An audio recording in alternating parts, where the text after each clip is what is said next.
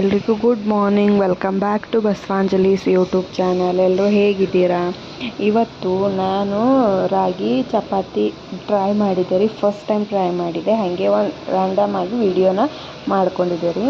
ಹೆಂಗೆ ಮಾಡಿದೆ ಅಂದರು, ಒಂದು ಅರ್ಧ ಲೋಟದಷ್ಟು ನೀರು ಹಾಕ್ಕೊಂಡಿದ್ದೆ ರೀ. ಸುಮ್ಮನೆ ಮೂರೆರಡು ಚಪಾತಿ ಆಗುವಷ್ಟು ಟ್ರೈ ಮಾಡೋಣ ಅಂತ ಮಾಡಿದೆ ರೀ. ಒಂದು ಅರ್ಧ ಲೋಟದಷ್ಟು ನೀರು ಹಾಕ್ಕೊಂಡಿದ್ದೆ. ಅದಕ್ಕೂ ರುಚಿಗೆ ಎಷ್ಟು ಬೇಕೋ ಅಷ್ಟು ಉಪ್ಪು ಹಾಕ್ಕೊಂಡಿದ್ದೆ. ಅದು ನೀರು ಚೆನ್ನಾಗಿ ಕುದ್ದಾದ್ಮೇಲೆ ರಾಗಿ ಹಿಟ್ಟು ಇರ್ತದಲ್ಲ ರೀ, ಅದು ಕೈ ಆಡಿಸ್ಕೊಳ್ತಾ ಚೆನ್ನಾಗಿ ಮಿಕ್ಸ್ ಮಾಡ್ಕೋಬೇಕು. ಗಟ್ಟಿಯಾಗಿ ಮಿಕ್ಸ್ ಮಾಡ್ಕೋಬೇಕು, ಗಂಟಿಲ್ದಂಗೆ ಚೆನ್ನಾಗಿ ಮಿಕ್ಸ್ ಮಾಡ್ಕೊಂಡ್ಬಿಟ್ಟು ಬಿಸಿ ಆರಿದ್ಮೇಲೆ ಬೊಗಣೆಯಲ್ಲಿಂದ ತೆಕ್ಕೊಂಡು ಚಪಾತಿ ಹಿಟ್ಟು ಹೆಂಗೆ ಇರ್ತದಲ್ಲ ರೀ, ಹಂಗೆ ನಾದ್ಕೋಬೇಕು ರೀ.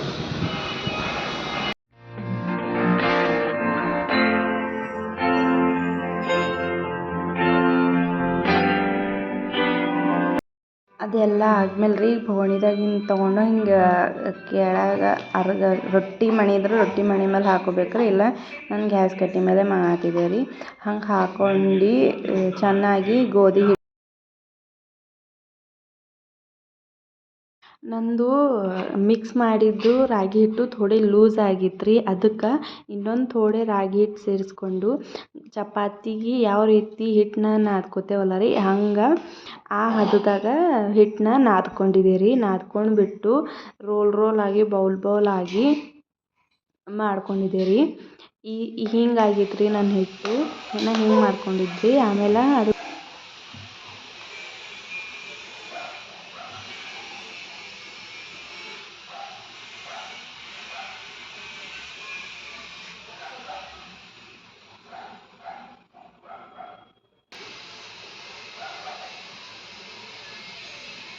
ಹಿಂಗೆ ಬೌಲ್ ಥರ ಮಾಡ್ಕೊಂಡ್ಬಿಟ್ರಿ. ಒಂದು ನಾಲ್ಕು ಚಪಾತಿ ಆಗುವಷ್ಟು ಬೌಲ್ ಥರ ಮಾಡ್ಕೊಂಡಿದ್ದೆ ರೀ. ನಂದು ಭೀ ಫಸ್ಟ್ ಚಪಾತಿ ಫಸ್ಟ್ ಮಾಡಿದ್ದಿಲ್ಲ ರೀ.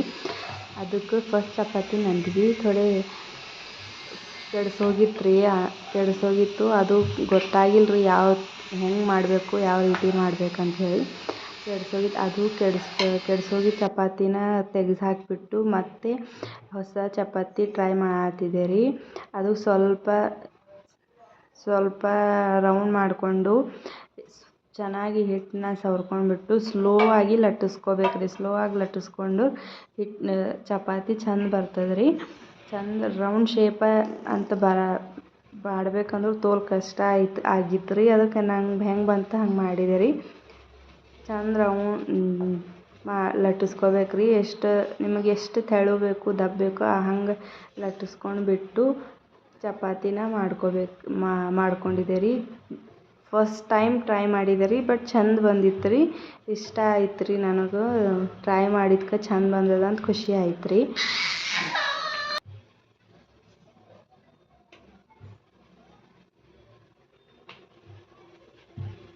ಅದು ಲಟ್ಟಿಸ್ಕೊಂಡು ಆದ್ಮೇಲೆ ಚಪಾತಿ ಹೆಂಗೆ ಸುಟ್ಕೋತೇವಲ್ಲ ರೀ, ಎಣ್ಣೆ ಹಚ್ಚಿ ಆ ಕಡೆ ಈ ಕಡೆ ಬೇಯಿಸ್ಕೋತೇವಲ್ಲ ರೀ, ಹಾಗೆ ಬೇಯಿಸ್ಕೊಂಡಿದ್ದೆ ರೀ. ಚಂದ ಆಗಿತ್ತು ರೀ. ಅದ್ರ ಜೊತೆ ರೀ ಟೊಮೊಟೊ ಚಟ್ನಿ ಮಾಡಿದ್ರಿ.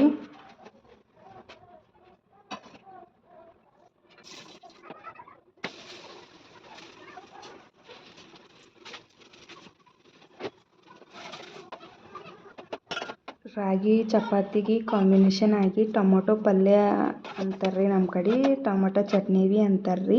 ಅದು ಮಾಡ್ಕೊಂಡಿದ್ರಿ. ಅದಕ್ಕೆ ಏನೇನು ತೊಗೊಂಡಿದ್ದೆ ಅಂದ್ರೆ ರೀ, ಎರಡು ಚಿಕ್ಕ ಗಾತ್ರದ ಟೊಮೊಟೊ ತೊಗೊಂಡಿದ್ದೆ ರೀ. ಒಂದು ಈರುಳ್ಳಿ ರೀ, ಎಲ್ಲ ಕಟ್ ಮಾಡಿ ಇಟ್ಕೊಂಡಿದ್ದೆ ರೀ. ಆಮೇಲೆ ಒಂದು ಬಾಳ್ಡಿ ಎಣ್ಣೆ ಹಾಕ್ಕೊಂಡಿದ್ದೆ ರೀ. ಎಣ್ಣೆ ಆದಮೇಲೆ ಜೀರಿಗೆ, ಸಾಸಿವೆ, ಈರುಳ್ಳಿ ಕರಿಬೇವು ಹಾಕ್ಕೊಂಡ್ಬಿಟ್ಟು ಈರುಳ್ಳಿ ಕೆಂಪಗಾಗೋವರೆಗೂ ಫ್ರೈ ಮಾಡ್ಕೊಬೇಕು ರೀ. ಈರುಳ್ಳಿ ಕೆಂಪಗಾಗೋವರೆಗೂ ಫ್ರೈ ಮಾಡ್ಕೊಂಡಿದ್ದಾದಮೇಲೆ ಈ ಥರ ಫ್ರೈ ಆಗಬೇಕು ರೀ.